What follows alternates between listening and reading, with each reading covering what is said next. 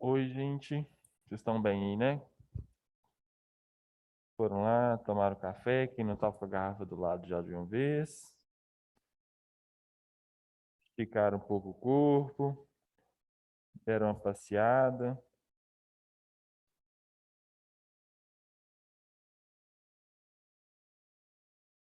Vou dar mais um minuto, pode ser? Para o restante dos colegas entrarem.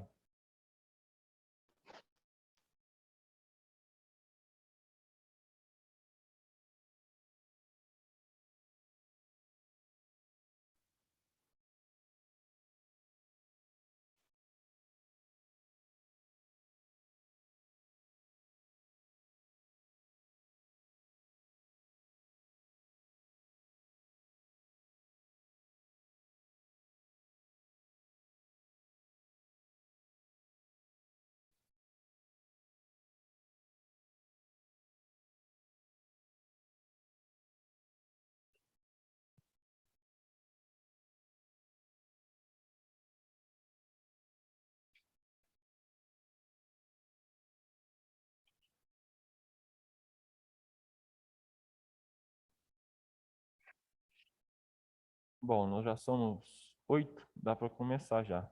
Sim?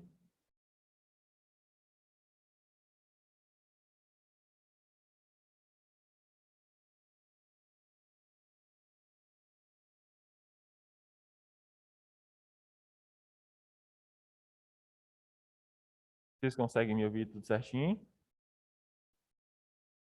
Sim. Beleza. Sim. Sim. Sim. Essa parte nós já vimos.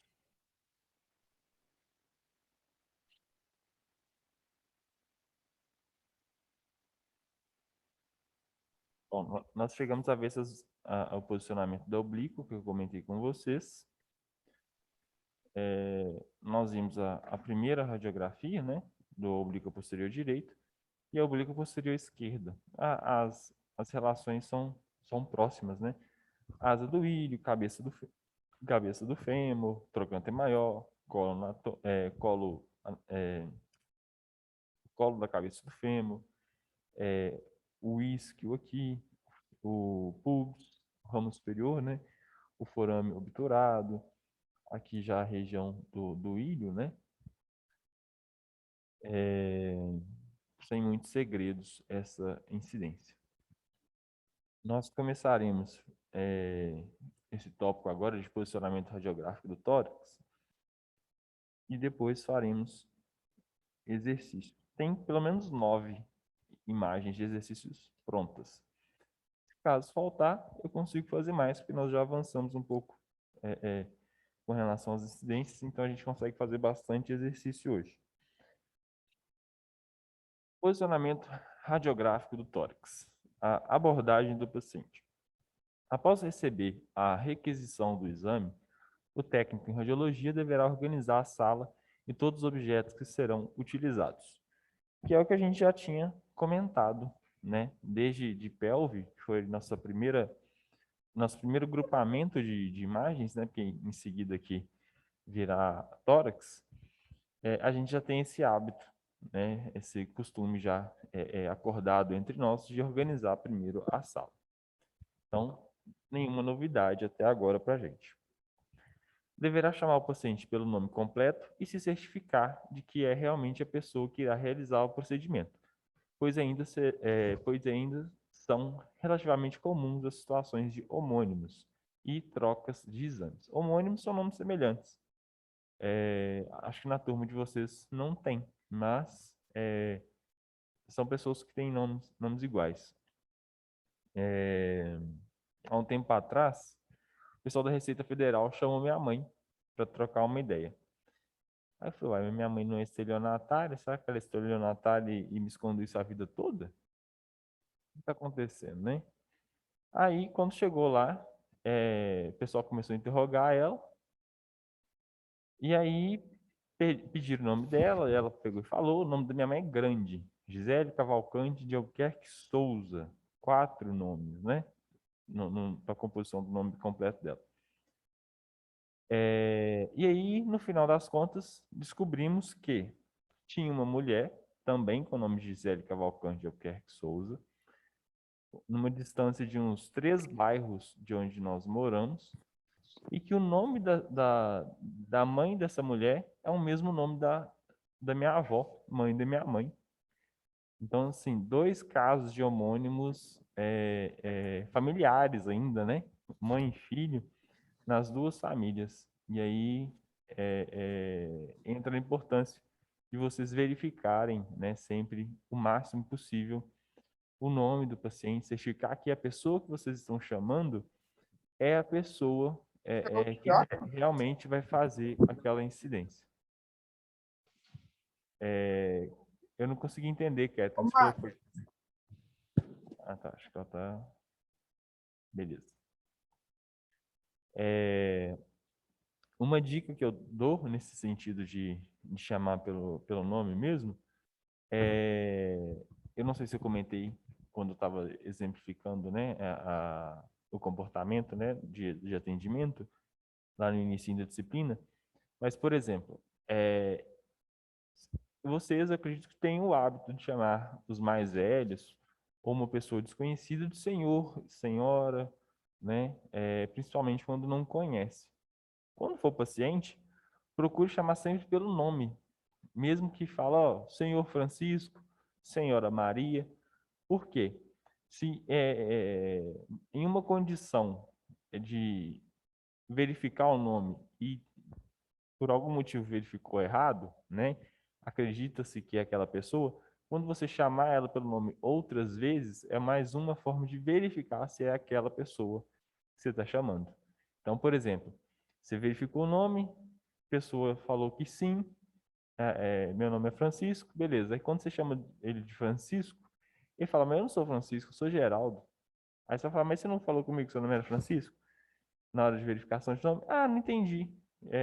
Achei que estivesse falando isso, isso e aquilo. Pode acontecer do paciente às vezes concordar ali com o nome e depois vai ver não é aquele paciente. Por isso que usualmente pega o nome completo e o ano e a data de nascimento ou algum dado complementar. Mas o que não impede de erros acontecerem. Então, chamar o paciente sempre pelo nome, além de ser uma questão de respeito, né? É importante até para verificar o nome daquele paciente. Com essa relação de homônimos, eu não sei se eu comentei com vocês, acredito que sim. Eu comentei do caso do paciente do HC, que o 4º nome só que era diferente, e que ele desceu para fazer um exame de raio-x, e aí, se eu não me engano, era uma radiografia do pé, e ele não tinha nada no pé.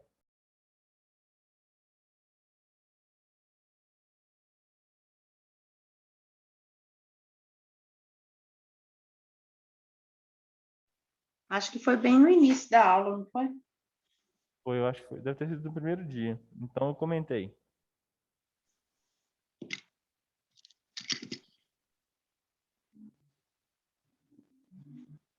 Então acho que eu comentei sim. Então, exemplificados para homônimos, vocês já estão tão fera no assunto já. Esse padrão de abordagem com o paciente pode variar de instituição para instituição, tá? Por exemplo, o HC cobrava nome completo e data de nascimento.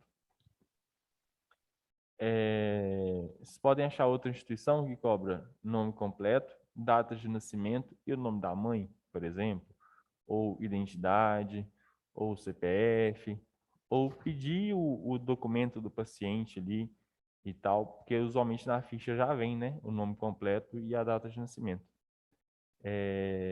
Ou pedir algum código de usuário, né, quando o paciente dá entrada ali no serviço de saúde, seja qualquer que for, privado ou público, é gerado um código para ele, né? Então, pode ser que peça isso também. Então, vai variar de instituição para instituição. Deixa eu ver.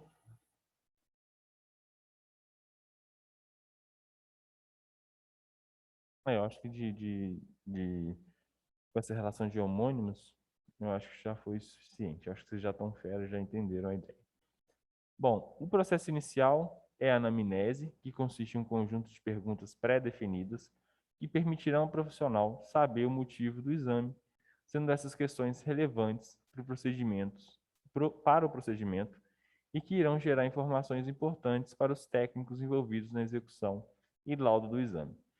Vai chegar paciente que vai trocar meia dúzia de palavras com vocês ali e vai ficar tranquilo, não vai falar muita coisa? Vai. Vai ter paciente que ele vai chegar falando e sair do exame falando? Só vai parar na hora que vocês pedirem para poder disparar o raio-x? Vai também.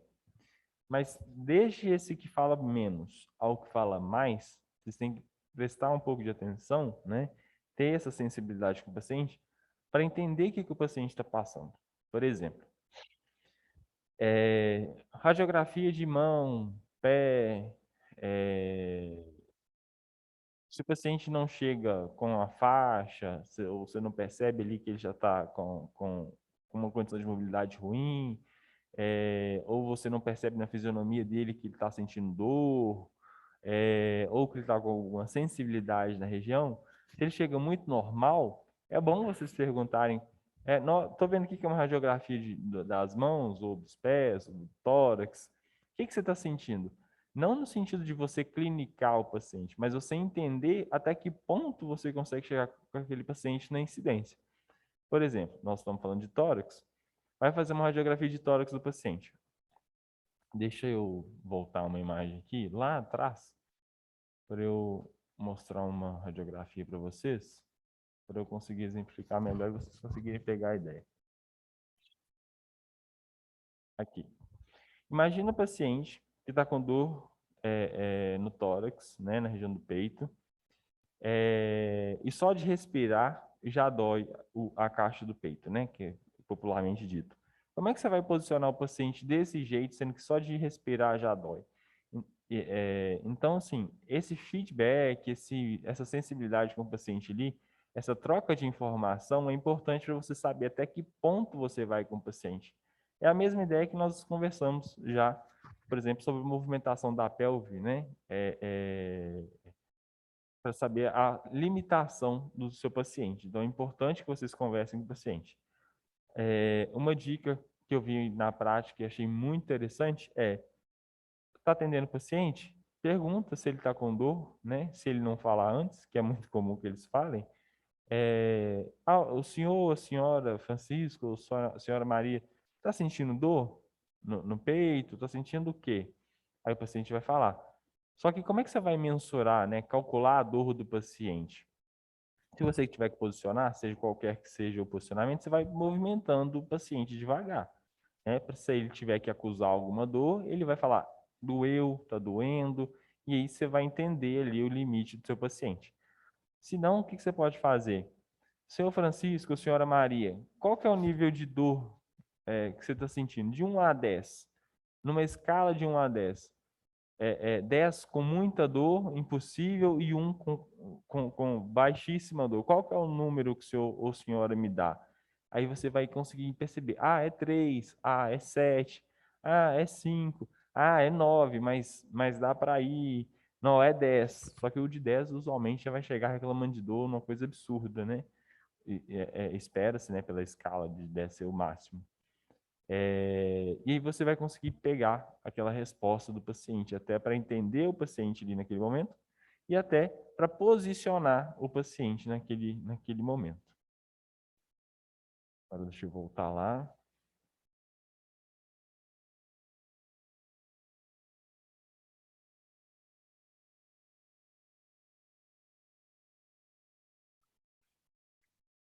Deixa eu ver.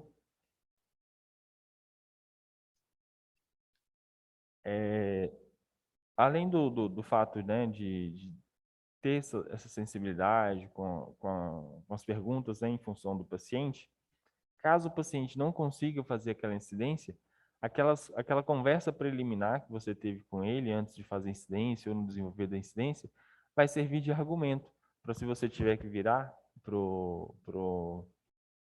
por exemplo, radiografia do perna de rã, que nem nós vimos, ela é contraindicada para condição de trauma.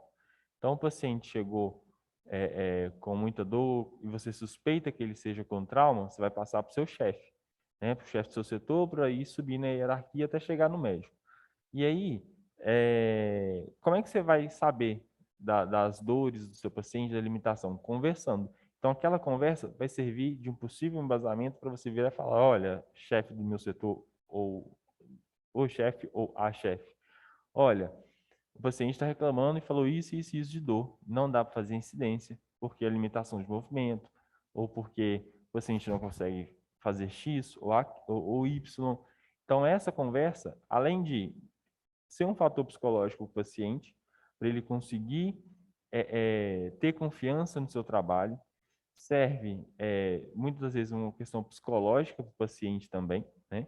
Somos formados em ciências das radiações, mas também temos um pezinho na psicologia, porque muito paciente vem conversar, né, com a gente.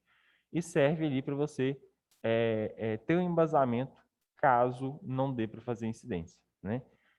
E serve para você tratar seu paciente ali com dignidade, uma coisa mais assistiva, né, de dar assistência com qualidade para o seu paciente. Tá tudo bem aí? Tá tranquilo? Tranquilo. Beleza. Ok.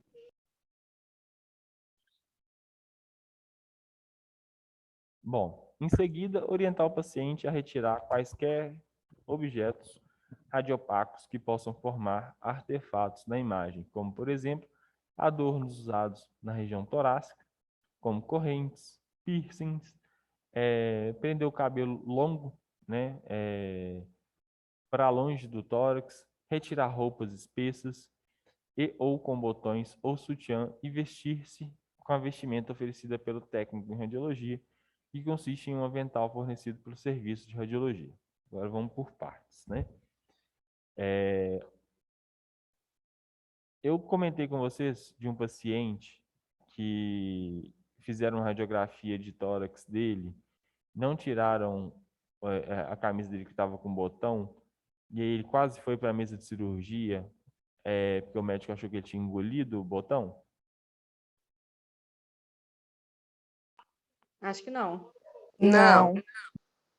Eu vi uma reportagem de um caso de quase erro médico, devido à radiografia. O que aconteceu? O paciente chegou no atendimento médico questionando de dor no peito. Aí, o que o médico fez? Dor no peito, possibilidade de pneumonia, né, e tal, que é característico, né, tosse seca e dor no peito, então provavelmente o paciente já estava com tosse seca e dor no peito. Então, raio-x. Raio-x é usualmente é o primeiro método diagnóstico por imagem para tentar detectar uma pneumonia, ainda mais se ela estiver mais avançada. E aí, chegando lá, aparentemente não foi feito um perfil de tórax, mas daqui a pouco eu explico o porquê do perfil do tórax.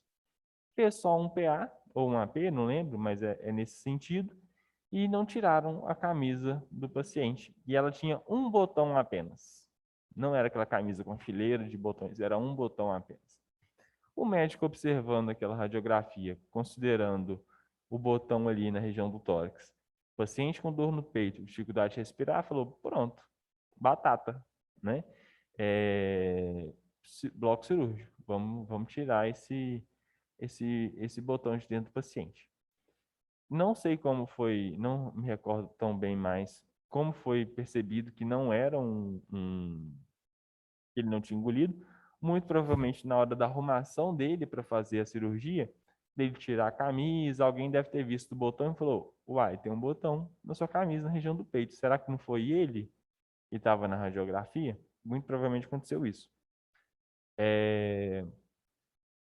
E aí, quase que o paciente foi para o bloco cirúrgico, ia fazer uma, se eu não me engano, chama laparotomia exploratória, que é abrir o paciente para poder achar ali o botão. E abrir o paciente, não ia achar botão nenhum. E aí, né? Por quê? Não pediu um perfil de tórax. Se tivesse pedido uma radiografia de perfil de tórax, ia ver pelo perfil que o botão está superficial ou que está o mais externo possível. Já daria para poder perceber que ou ter uma noção que estaria na camisa. Então, por um erro do técnico ali, naquele momento, quase que o paciente foi para o bloco cirúrgico. No IML, é muito comum o AP e um perfil, principalmente quando o cadáver foi vítima de morte violenta por arma de fogo. Por quê? Imagina o pessoal que abre os cadáveres, né, os técnicos, terem que ficar procurando projétil só pelo buraco de entrada e saída do projétil. E se não tiver nem saída? Então tem que ficar lá fuçando dentro do cadáver. Por isso que faz a radiografia de um AP para ver em que altura está do corpo do paciente, naquela estrutura, e faz um perfil para ter noção da profundidade daquele projétil, que seria um perfil de tórax, no caso do nosso paciente do botão, teria salvo a condição. Perceberia que o botão estaria superficial e que seria um erro técnico mesmo. Lá no ML, utiliza para saber mais ou menos a profundidade do projétil ali, para facilitar o achado. Então, assim, é importante, né, tentar evitar ao máximo esses erros técnicos de materiais radiopacos que possam induzir qualquer erro na radiografia, não necessariamente só que o paciente tenha engolido qualquer coisa. Eu contei para vocês o caso do moço do botão e da moeda na radiografia de tórax? Acho que esse não. Também não?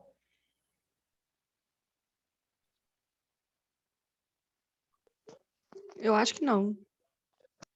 Bom, estou eu lá no HC, pego o papel de exame, radiografia de tórax. Arrumei a sala, chamei o paciente. Ele estava com camisa de botão. Camisa de botão? Isso. Camisa tinha até um bolso assim do lado. E cordão. Eu observei e falei, olha, cordão. Não, na verdade a camisa não tinha botão, não. Ele só tinha um cordão e um bolso. E ele veio com um tanto de documento no bolso, carteira, essas coisas assim. Falei, olha, eu preciso que o senhor esvazie o bolso e tire o cordão, né, do pescoço para fazer a radiografia do senhor. Beleza. Fui lá, fiz a radiografia. Quando eu olho para a radiografia, tem algo circular na região do tórax do paciente. O que eu achei que fosse? Um possível marcador daqueles de leito ou de exame cardíaco, né, que pluga na pessoa assim, basicamente, para verificar batimento, essas coisas. Achei que fosse, mas estava também parecendo muito com uma moeda por causa do formato circular. Eu peguei, fui no paciente e falei, olha, se eu tenho alguma coisa no bolso do senhor. E ele bateu a mão, tinha uma moeda de 10 centavos. Beleza. Ele tirou, fui lá, fiz outra radiografia, não podia mandar aquela com moeda de 10 centavos no bolso. Quando eu fiz a segunda radiografia, ele tinha colocado de novo a correntinha. Então, ele fez a radiografia, assim, da primeira vez, né? Assim que eu saí da sala, ele colocou a correntinha dele, a cordinha, né, metálica lá, porque é o hábito dele de uso. Então, essa atenção é bom vocês terem. Eu não verifiquei de novo a questão da correntinha, porque eu julguei que, se eu avisei da primeira vez, ele não colocaria. Só que julguei errado. Então, essa atenção é importante vocês terem. Por quê? Olha, o paciente tem vários adereços, então toda vez que eu for fazer incidência, eu vou refazer o protocolo de retirada dos adereços ou dos possíveis marcadores ali para uma radiografia, né? O botão, cordinha, o que seja. Eu errei na hora, então já estou comentando com vocês para vocês não errarem. Eu comentei com ele que ele tinha colocado a cordinha, aí ele pediu desculpa e tal, tudo bem. Aí na terceira radiografia, ele não estava com cordinha, não tinha moeda no bolso, saiu a radiografia, sem grandes e maiores dificuldades. Mas é uma questão de atenção ali. Se eu tivesse prestado atenção e refeito o protocolo de observação de adereços, de penduricalhos, de objetos, eu não teria que fazer uma terceira incidência e irradiar o paciente pela terceira vez, só a segunda vez já seria suficiente. Então, é bom vocês terem essa atenção com isso. O que mais é comum de acontecer são os marcadores, aqueles arames na constituição do sutiã das mulheres. É muito comum o arame na junção, aqui anterior, né? Eu não sei como é que chama, bojo, né? Acho que seja o nome dos bojos. Atrás, né? Aqueles araminhos de encaixe. E tem alguns também de regular a altura. Quando é esse caso, não tem como a paciente manter o sutiã, porque tem vários marcadores, vários adereços. Se for de plástico, alguns não saem na radiografia. É mais tranquilo de fazer. Mas se for metálico, peça para tirar. E aí, o que vocês podem fazer? Pegar a vestimenta que o serviço de radiologia ofereça, né? Eu dei aula para a turma RAD 3, de posicionamento 3, e uma moça da turma que fez estágio, ela falou, olha, lá no meu estágio não tinha roupa para poder dar para o paciente, né? Caso precisasse tirar, sim. Pode acontecer com vocês também. Eu espero que não, eu espero que todos os serviços tenham.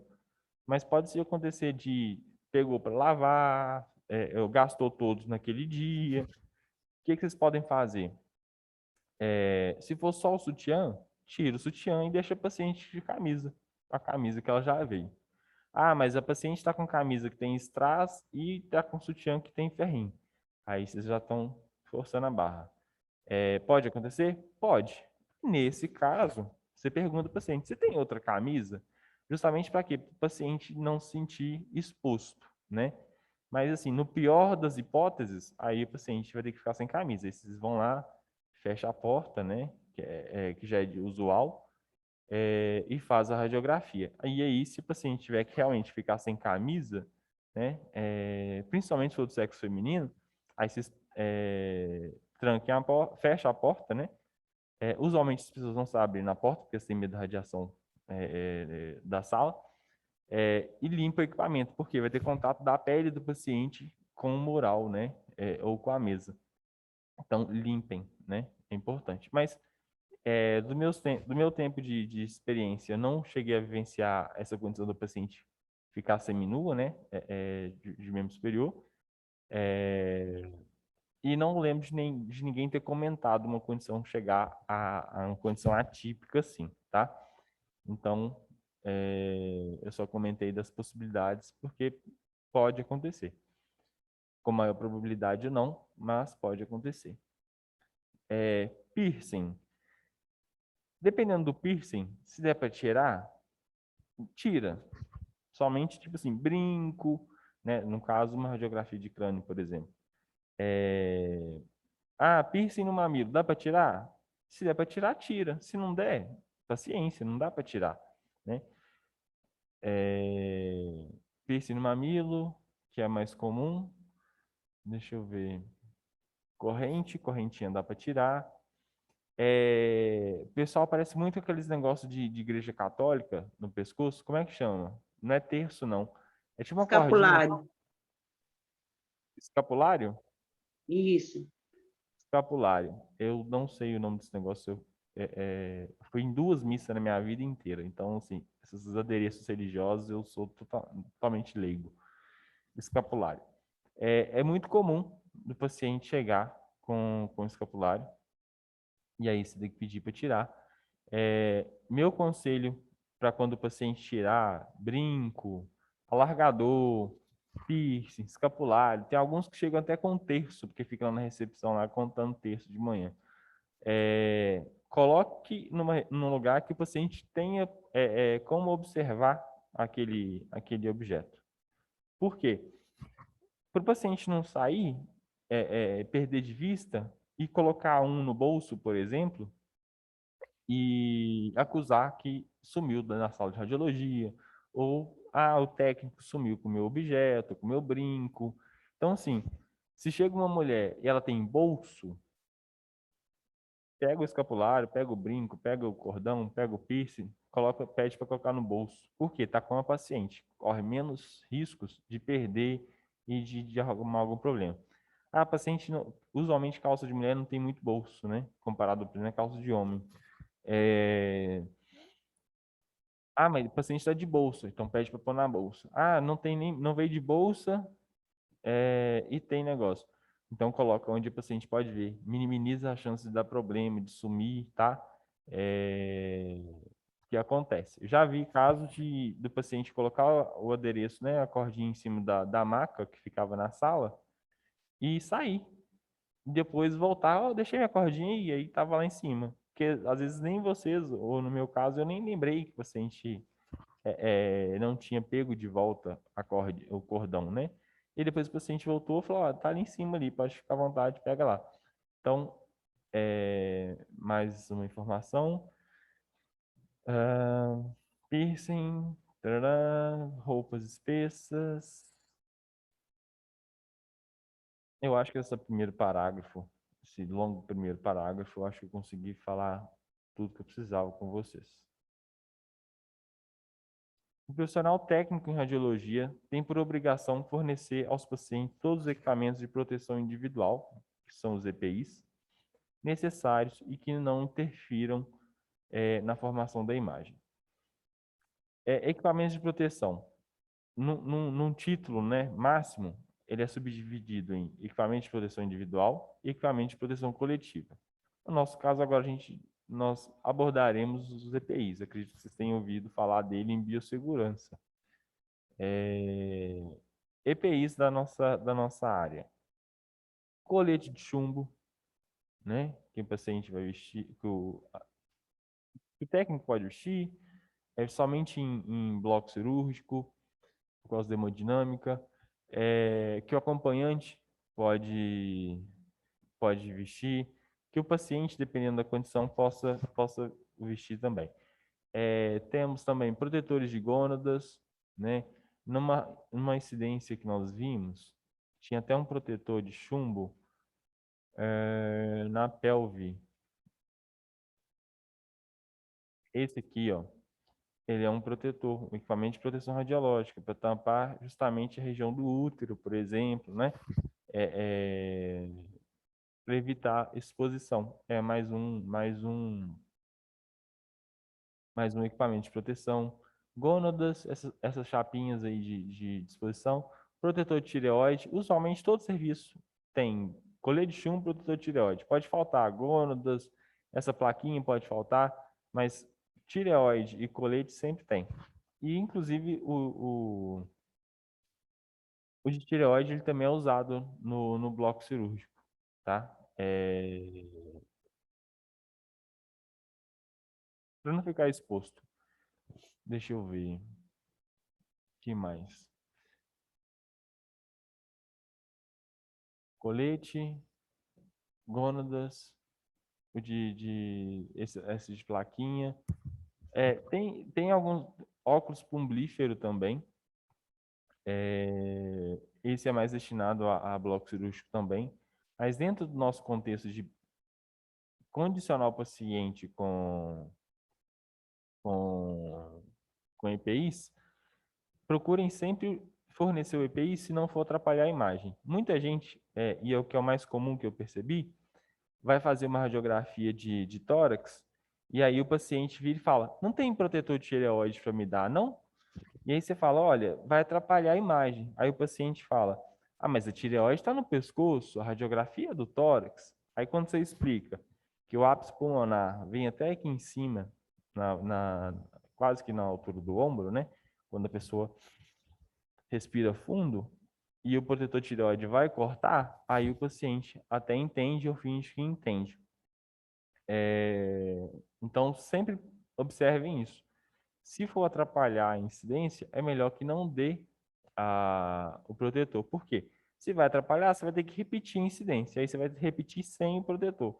Então, você está irradiando o paciente duas vezes. Então, é melhor irradiar uma só do que irradiar duas ou três, quatro, tentando ajustar o protetor ali, né? O equipamento de proteção radiológico, o equipamento de proteção individual.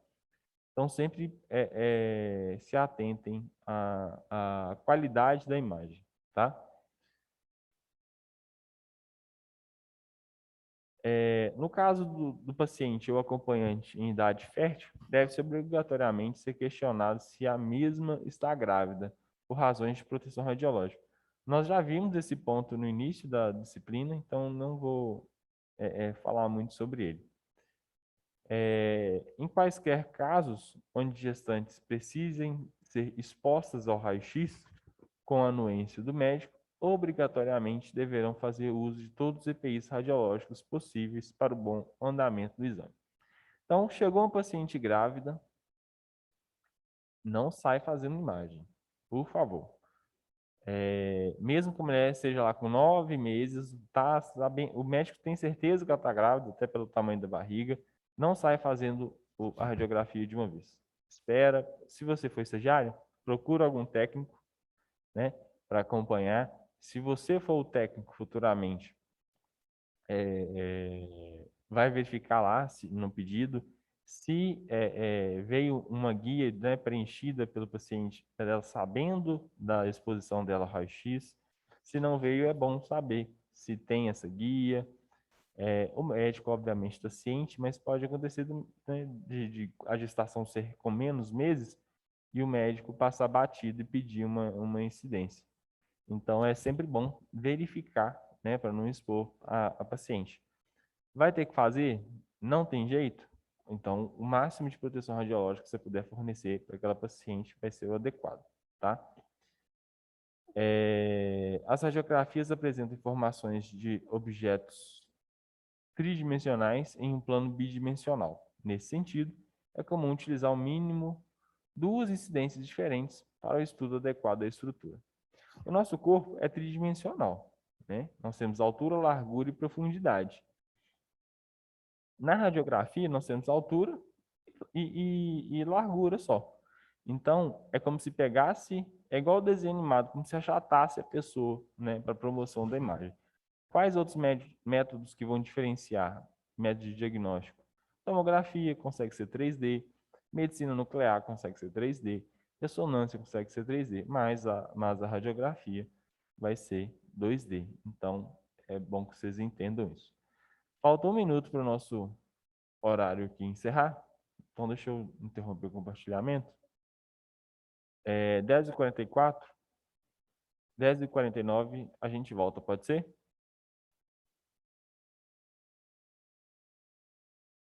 Pode? Ok. Então, até daqui a pouquinho.